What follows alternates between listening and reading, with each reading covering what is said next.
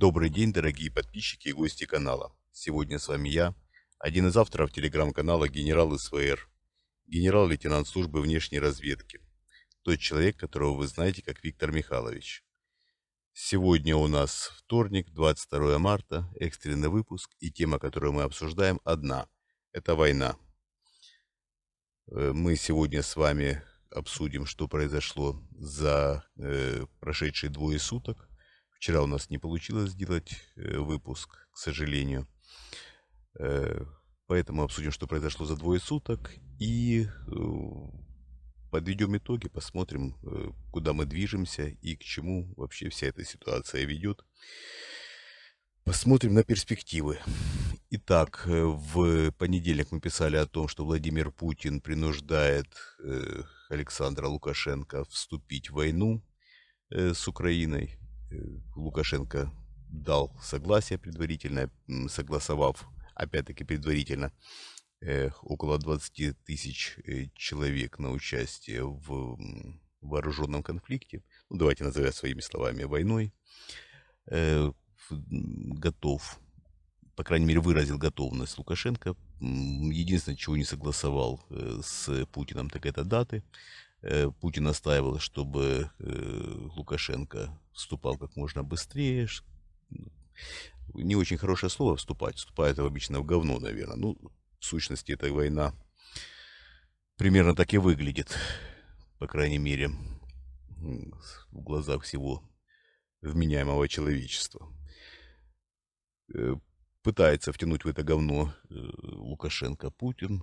И Лукашенко по мере возможности сопротивлялся. Я же говорил уже не раз о том, что он неоднократно выскальзывал из плотных объятий Путина и многократно морочил ему голову. Это, пожалуй, один из немногих политиков, которые могут практически, еще раз повторю, безнаказанно морочить голову Путину и безнаказанно дурачить его. Я понимаю, что выглядит это довольно забавно, но если не брать в расчет того, что Лукашенко является кровавым диктатором, который раздавил не просто революцию у себя на родине, на его руках кровь тысяч белорусов, сломанные судьбы, миллионов белорусов, без преувеличения. То, что, конечно, творит Лукашенко у себя в стране, это кошмар. Мы уже неоднократно говорили о том, что не считаем его президентом Республики Беларусь. Безусловно, народ Республики Беларусь выбрал президентом Светлану Тихановскую. И по этому поводу у нас нет никаких сомнений. Но, тем не менее, ситуацию в стране контролирует Лукашенко. И прекрасно понимает, что, вступив в войну, он теряет последние, даже призрачные шансы сохранить хотя бы частичку того суверенитета, который когда-то был у Республики Беларусь. Республика Беларусь на сегодняшний день по факту, еще раз подчеркну, по факту является аннексированной страной. Лукашенко является номинальным руководителем, пока позволяет ему это Путин. Безусловно, еще раз подчеркиваю, на сегодняшний день у Путина есть четкое решение. Те войска, которые находятся в Республике Беларусь, он выводить не собирается. Эти войска останутся там надолго, по крайней мере, часть этих войск и вооружений. И ситуацию в Республике Беларусь будет контролировать президент России Владимир Путин, ну, до тех пор, пока он будет оставаться президентом. Лукашенко сопротивляется. Еще раз давайте вернемся к теме принуждения к войне. И на сегодняшний день, вот на вторник, 22 марта, до сих пор Лукашенко не поддался и не вступил в боевые действия. Сказать, что Лукашенко молодец, ну так сказать, это невозможно. Еще раз подчеркну, Лукашенко является полностью зависимым человеком на сегодняшний день. И уже то, что он согласовал какое-то количество войск для участия в войне, и то, что он дал принципиальное согласие, уже говорит о многом. Может ли Лукашенко выкрутиться и в этот раз? Ну, вполне возможно, конечно. Но это абсолютно не делает ему чести и не делает его хорошим человеком. Армия Республики Беларусь категорически не хочет вступать в военные действия. Категорически, еще раз подчеркиваю, у меня есть четкое понимание этого. У нас есть прекрасный инсайт с белорусского руководства, и я прекрасно знаю, что и в правительстве Республики Беларусь, в окружении Лукашенко и среди его детей четкое понимание, что в войну вступать нельзя. Может ли армия развернуться против Лукашенко, если Лукашенко даст приказ все-таки принять участие в войне? Вполне возможно. Я бы не стал это полностью исключать. Я понимаю, что в Республике Беларусь тяжелая ситуация. Лукашенко практически уничтожил суверенитет Республики Беларусь и фактически сам является своими руками, уничтожив суверенитет, он является сам заложником тех событий, которые сейчас разворачиваются как в Украине, так и в Республике Беларусь, так и в России, само собой разумеющееся. Путин будет дальше, безусловно, давить на Лукашенко. У Путина не хватает ни войск, ни вооружений для того, чтобы вести нормально боевые действия. Мы уже в сегодняшнем посте, сегодня утром рассказывали, у нас в телеграм-канале Генерал СВР рассказывали о том, как все происходит, о том, что во время совещания с Герасимовым, с Шойгу, с Бортниковым и с Патрушевым Путин сказал, что допустимые, по его мнению, жертвы 30 и 50 тысяч человек, имеется в виду с российской стороны, для того, чтобы достичь тех целей, которые он поставил, для того, чтобы решить те боевые задачи, которые лично он поставил перед армией, поставил перед Герасимовым. Сказать, что это свихнувшийся человек, ну это ничего не сказать, так как этот человек управляет 140-миллионной страной, и у этого человека в руках ядерная кнопка. Таким образом он держит в заложниках не только граждан России, но и многих людей во всем мире. К чему дальше все идет? Сейчас Путин назначил, дал распоряжение, он дает распоряжение регулярно, так вот одно из последних распоряжений привести к соглашению с Украиной к 7 мая. Это и к дипломатическому блоку, и к военному блоку вынудить. Военный блок должен вынудить украинское руководство, а дипломатический блок должен договориться и подписать соглашение. Ну, давайте назовем это условно мирным соглашением, по крайней мере то, что планирует Путин. Фактически будет преподнесено это как капитуляция, мы об этом говорили уже не раз. Ну вот теперь еще более обширные задачи ставит Владимир Путин перед военным командованием, ставит практически невыполнимые на сегодняшний день задачи. И намек Герасимова на то, что огромное количество жертв уже и со стороны военных российских не воспринято Путиным как аргумент. Путин говорит, что все это ерунда.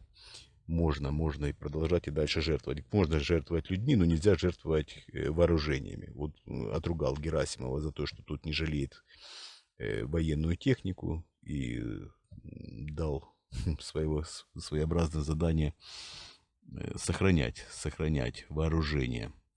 Лучше жертвовать людьми, чем жертвовать вооружением. Ну, это вполне в духе Владимира Путина. Итак, к 7 мая Путин ждет подписания капитуляции со стороны Украины. По крайней мере, я не говорю о том, что это должно быть четкой капитуляцией. По мнению Путина, любое соглашение, которое можно будет преподнести для российского народа как капитуляцию Украины, в принципе, приемлемо. В основных задачах это признание Крыма, признание Крыма российским, признание Донбасса независимым. Сейчас обсуждается, в каких границах Донбасс может или не может признать Украина. Зеленский абсолютно правильно вчера сказал о том, что он сам ничего решить не может. Это действительно так. Подпись Зеленского под любым актом капитуляции, еще раз подчеркиваю, под любым не будет ничего значить, абсолютно не остановит войну и Украина будет продолжать воевать, продолжать сопротивляться, и, безусловно, Зеленский на это не пойдет. Он четко и ясно это сказал. Э, Он не диктатор, и приказывать у себя в стране, признать, приказывать населению, признать или не признать те или иные территории за Россией, он абсолютно не может. И любая попытка его навязать украинскому обществу какие-то решения российского руководства, ну, будет чревато для него лично. Он это прекрасно понимает, он абсолютно не дурак и прекрасно соображающий парень, как показала эта война. Он еще и смельчак, каких мало. Он не прячется в бункере, в отличие от Путина. Он проведает и раненых, и посещает госпитали военные, в том числе переживает за украинцев и проводит регулярно брифинги с присутствием журналистов, дает интервью западным СМИ. Абсолютная противоположность Владимиру Путину, который, конечно, трусоват, и в этом нет никаких сомнений уже, по-моему, ни у кого. Итак, будет ли закончена война, как рассчитывает Путин, к 7 мая? Ну, то, что мирное соглашение может быть подписано, это вполне вероятно. Вполне вероятно. На каких условиях? Сейчас украинское руководство абсолютно не готово идти на капитуляцию, подписывать то, что может украинское, по крайней мере, общество воспринять как капитуляцию. Поэтому переговоры будут продолжаться, военные действия будут продолжаться. На сегодняшний день военные действия — это позиционные бои. Пытаются наступать российские войска, переходят в контрнаступление украинские войска. Ничего фактически на линии фронта не меняется, за исключением того, что гибнут люди, продолжают обстреливать мирные города российские войска, продолжает гибнуть мирное население, что самое паскудное, безусловно. Продолжают гибнуть дети, и это печально. И Владимир Путин продолжает настаивать на том, что надо доводить начатое им безумие до конца. Сейчас на фронте фактически навряд ли в ближайшие 2-3 дня будут какие-то глобальные изменения. Но опять-таки будем смотреть. Мы сделаем, я думаю, эфир завтра, возможно, послезавтра, если не получится. Сейчас действительно очень напряженные дни. Мы сейчас работаем над таким глобальным проектом. Мы его обязательно анонсируем. Я надеюсь, что то, что мы делаем, непременно приведет к окончанию войны. Не просто к окончанию войны, к концу путинского режима. Есть на это определенные упования, есть на это определенные надежды. И я надеюсь, еще раз, давайте, такая тавтология, да, надеюсь, что все у нас получится.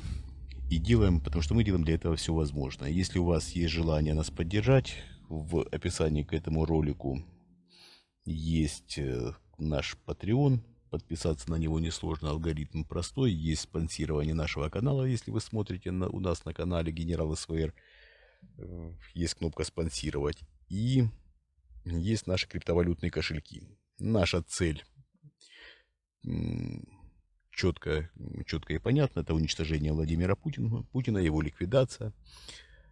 И мы к этому идем, к этому непременно придем.